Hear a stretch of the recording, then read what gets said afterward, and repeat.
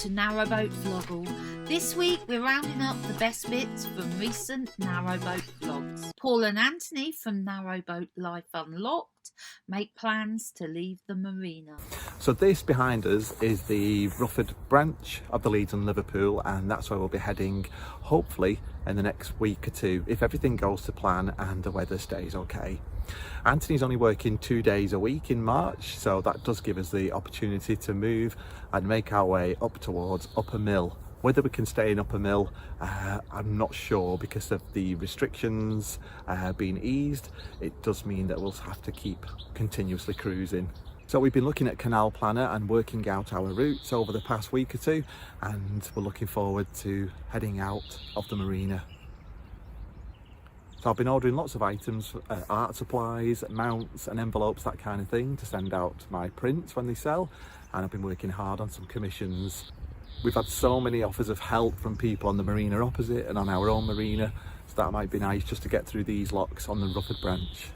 Kayleigh from Liveaboard Lifestyle explains what life is like on a smaller narrowboat, and explains that bigger isn't necessarily better. The main question I get asked on YouTube and on Instagram is, what length of narrowboat do I think is the best size?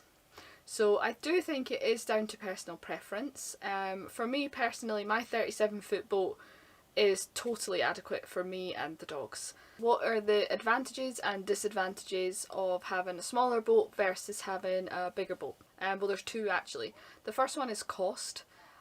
So to keep the boat on the water, for the licensing fees, the mooring fees, the blacking fees and general maintenance, obviously the smaller the boat, the cheaper it is. The second big advantage is that I can turn this boat pretty much anywhere, as you've seen from the beginning of the vlog. On larger boats you would have to drive somewhere to get to a turning circle, turn around and then come back, whereas for me I can pivot really easily pretty much anywhere. Narrowboat Adventures tackled the 20 locks of Heartbreak Hill and travelled deep underground in the Harecastle Tunnel. We're heading south now, and this episode should see us going through the Harecastle Tunnel, something I was looking forward to.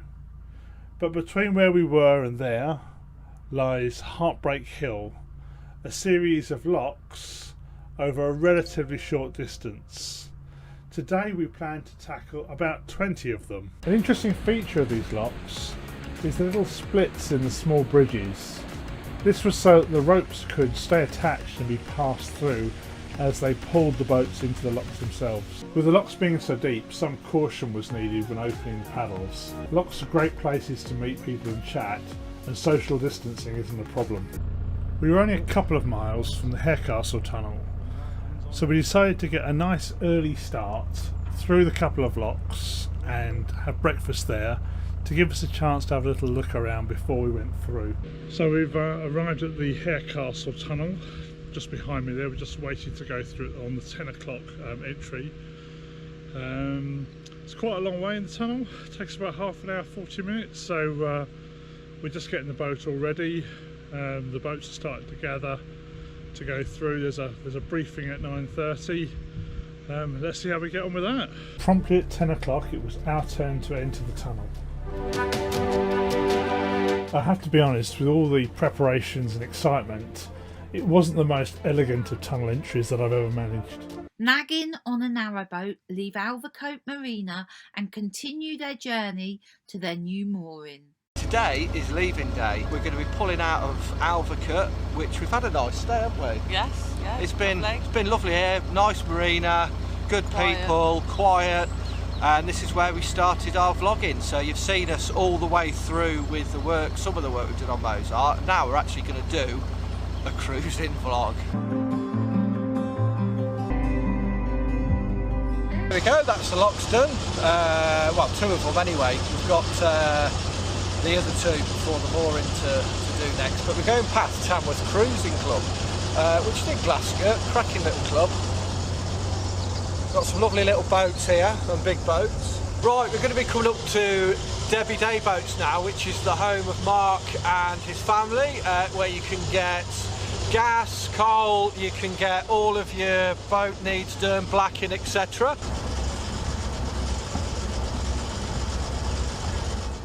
Cannice Bannon rigs the boom on Dutch Barge Linda. When I got the boat 2 years ago, by the first summer, so that would have been summer 2019, I think. Yeah. I took all the rigging down. What I didn't do was record where all the rigging went, as in, if I need to put it back up, what goes where. What I'm looking for is steel cable. Here it is. This is what I want. I've got a mess of stuff. I wish I knew which went where, so if anybody knows, or if anybody has a rigging diagram for a jolk, that would be superb.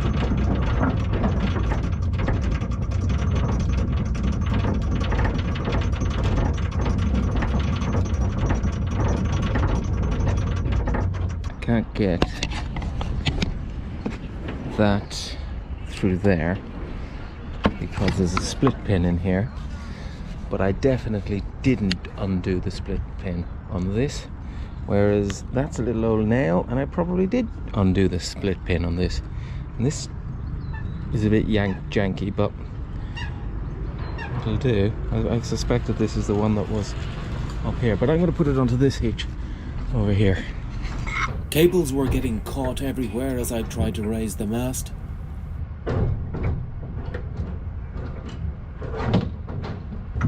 And my arms were so tired, it was difficult to turn the handle.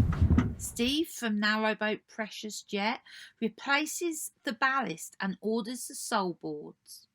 So I've got the same sort of stuff they use for the beds of the trucks. So it's birch ply and it's wrapped in a waterproof membrane. So today's jobs are all that ballast there. Gonna stick it all in.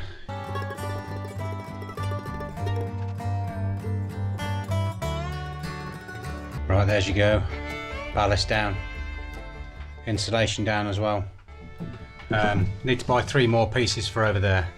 In fact, I'll probably only buy 2 because that far corner there is going to be under the shower. Alan from My Narrowboat Venture talks about aspects of boat life. My name is Alan from My Narrowboat Venture, and I'm sat on my boat lazy days. It's a little while since I've spoken to you, so I thought it would be a good idea, seeing I have quite a lot of new viewers, to discuss some of the aspects of boat life. I have an allocated mooring in the marina.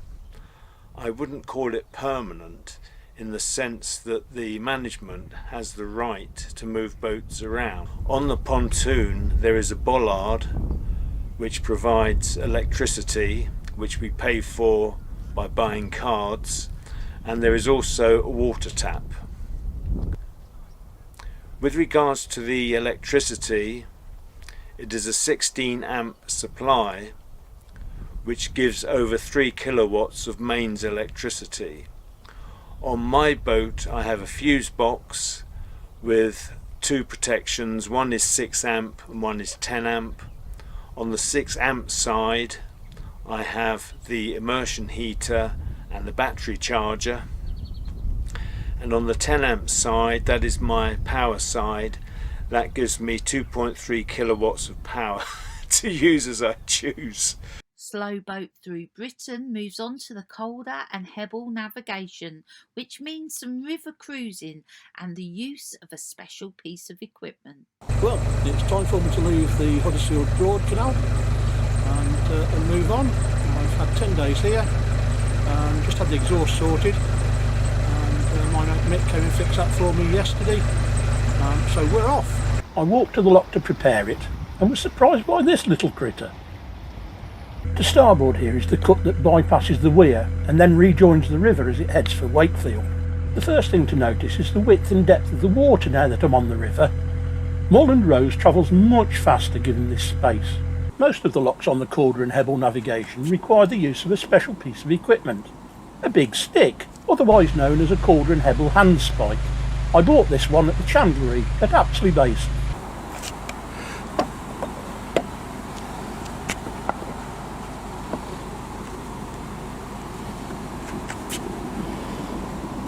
Jack, the American narrowboater, tells his friends in America about narrowboating in the UK. You're going to like it because it's safe and it is fun. One of the things you'll notice on the canal, though, is all of the beautiful brickwork on all of the older bridges. You'll also be amazed at all of the wonderful towns along the way for you to stop off and visit. And they offer some of the greatest food. And you're going to see an awful lot of wonderful pubs.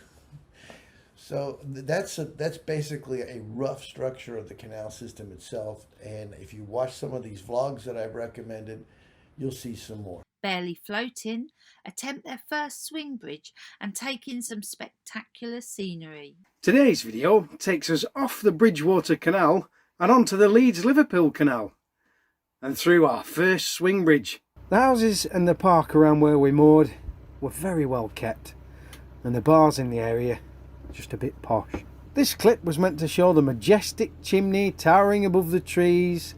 Oh, who am I kidding? It's like a lamppost from this angle. Clouds are nice though. For our first swing bridge, we didn't have to pick a doozy.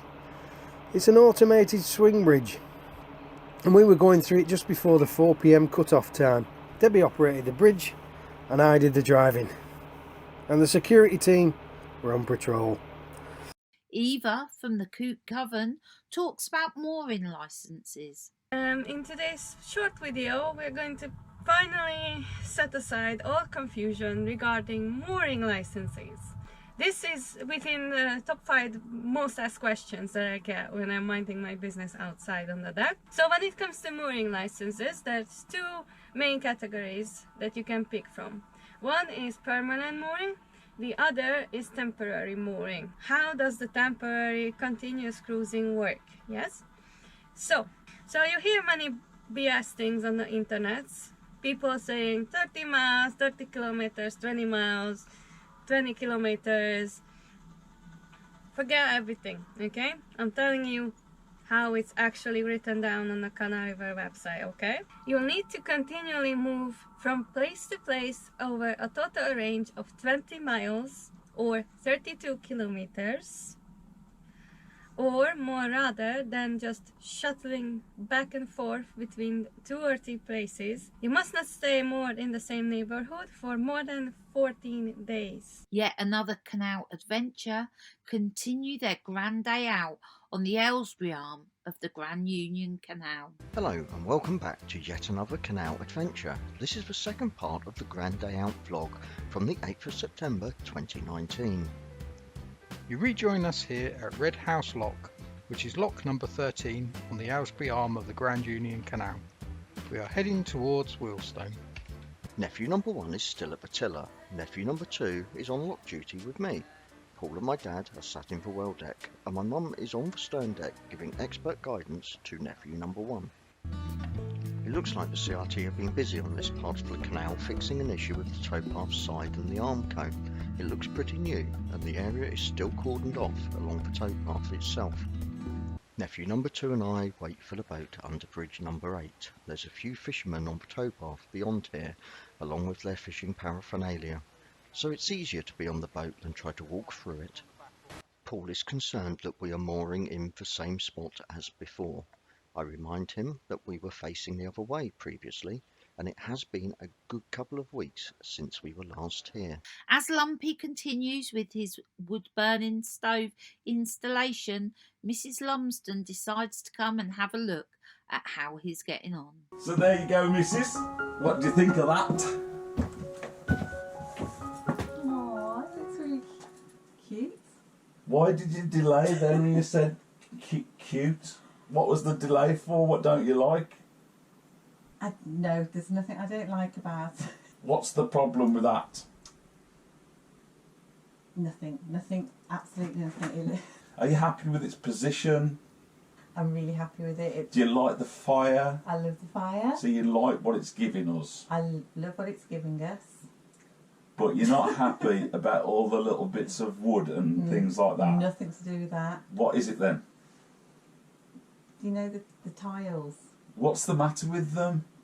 You know when we were talking about patterning the tiles and sort of like putting them so that they looked random. They do. That doesn't look random. You're looking at those two there, aren't you? If that had been behind the fire, it might have looked better. Yeah, that one there should have gone the other side because it's really visual now on that side because it's not being covered up. I think by the time we've got the settee in there and once a few things are staying the same colour, yes, and we might have a little companion sat in there and things like that. I will always sit on this side, so if I'm sitting on that side I'm not going to spot it because I will be looking at that set of tiles. So I think that. Oh, you've done so well. Narrowboat Will heads into the heart of Birmingham. I always get some sort of anxiety or something about going to big cities. I don't know why that is. I've been talking to other narrowboaters and they say, oh, don't go into Birmingham, it's a load of trouble. I've got to do it. I've got to do the whole network, every ounce of it. So, Birmingham, here we come. These footpaths are great for running.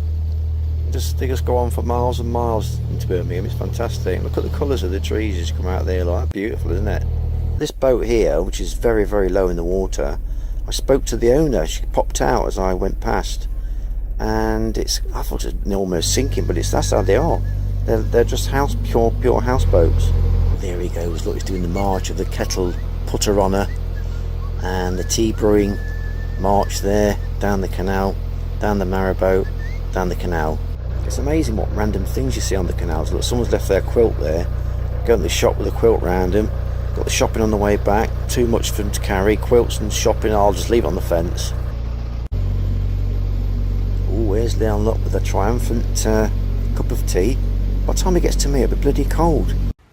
Join us next week for another Narrowboat Vloggl.